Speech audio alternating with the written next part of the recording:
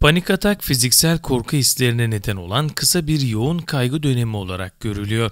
Bunlar hızlı bir kalp atışı, nefes darlığı, baş dönmesi, titreme ve kas gerginliği gibi şikayetleri içerebiliyor. Panik ataklar sıklıkla ve beklenmedik bir şekilde meydana gelebiliyor ve çoğu zaman herhangi bir dış tehditle ilgili olmuyor. Memorial Antalya Hastanesi Psikiyatri Bölümünden uzman doktor Seda Yavuz, panik atak hakkında bilinmesi gerekenleri anlatarak şu önemli uyarılarda bulundu. Panik atak aniden ortaya çıkan ve zaman zaman öngörülemeyen bir şekilde tekrarlayan, kişiyi dehşet içinde bırakan yoğun sıkıntı ya da korku nöbetleridir. Kişiler bu nöbetleri çoğu zaman kriz olarak adlandırır.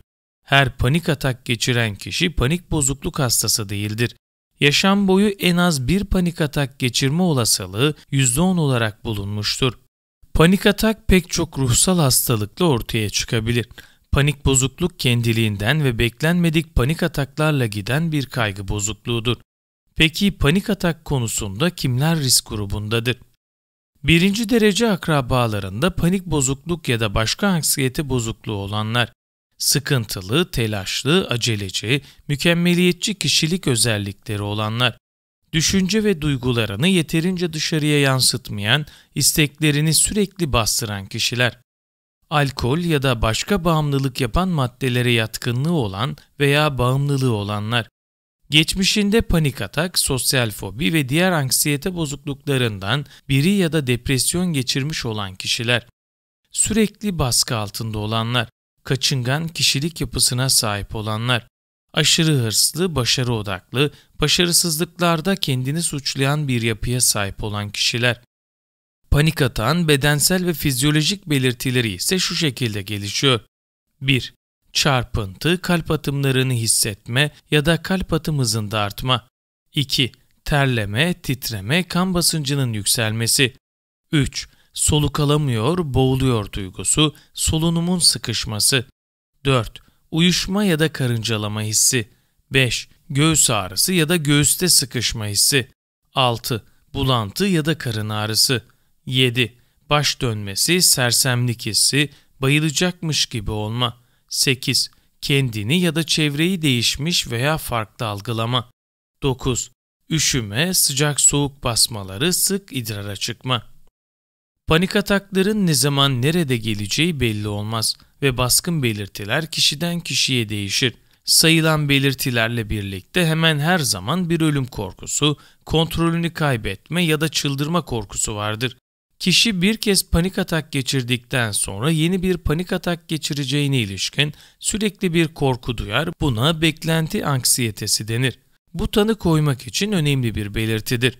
Bu belirtiler bir dış tehlikenin olmadığı ortamlarda en az 6 aydır varsa ve kişinin günlük yaşantısını etkiliyorsa hastalık tanısı konabilir ve bir uzmanla mutlaka görüşülmelidir. Peki panik atağı başladığı anda bitirmenin 10 yolu nedir? Anksiyete, panik atak krizi sırasında ne yapılmalıdır? 1. Anksiyete krizinin başladığını hissettiğinizde 3-3-3 kuralını uygulayın. Etrafınıza bakın ve gördüğünüz 3 şeyin ismini söyleyin. Ardından duyduğunuz 3 sesi söyleyin. Son olarak vücudunuzdaki 3 bölümü, bileklerinizi, parmaklarınızı ve kolunuzu oynatın.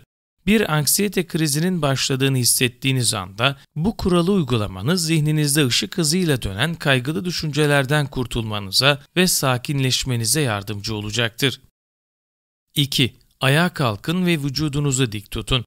Kaygılı ya da korkmuş olduğunuz zamanlarda bilinçaltından gelen bir motivasyonla öne eğilerek kalbimizin ve akciğerlerimizin bulunduğu vücudumuzun üst kısmını korumaya çalışırız. Bu doğal reaksiyona anlık bir çözüm olarak omuzlarımızı geriye atın ve vücudunuz dik bir şekilde ayağa kalkın.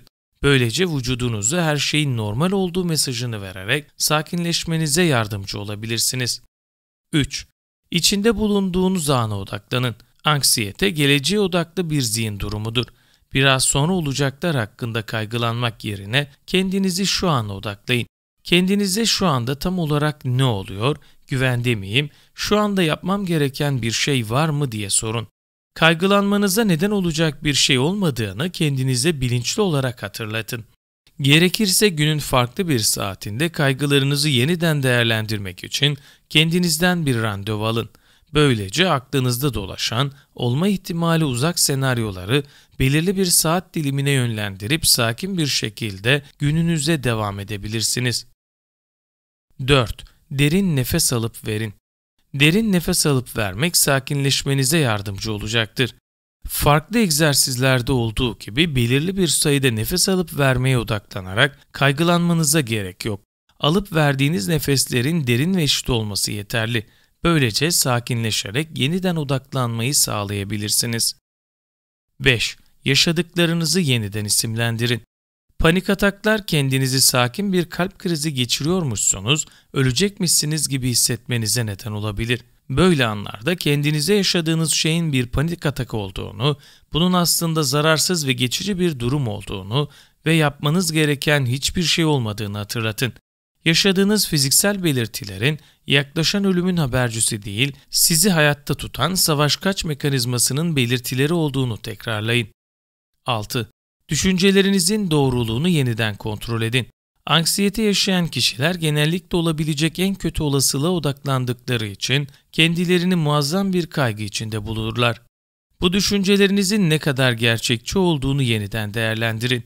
Örneğin iş yerinde yapmanız gereken bir sunum sizde anksiyeteye neden oluyorsa başarısız olacağınız değil, bu sunuma hazırlıklı olduğunuzu, bazı şeyler kötü gitse de sonunda başarılı olacağınızı düşünün. Korkularınızı yeniden değerlendirmek, beyninizi kaygı verici düşüncelere karşı eğitebilmenize yardımcı olur. 7. Kendinizi meşgul edin. Ayağa kalkın, küçük bir yürüyüşe çıkın ya da o anda dikkatinizi dağıtmanızı sağlayacak fiziksel bir şeyle meşgul olun. Zihninizi öğrendiği kaygılı düşünce kalıplarından uzaklaştırmanız, kontrolü yeniden elinize almanızı sağlayacaktır. 8. Krizin başlayacağını hissettiğiniz anda şekerden uzak durun.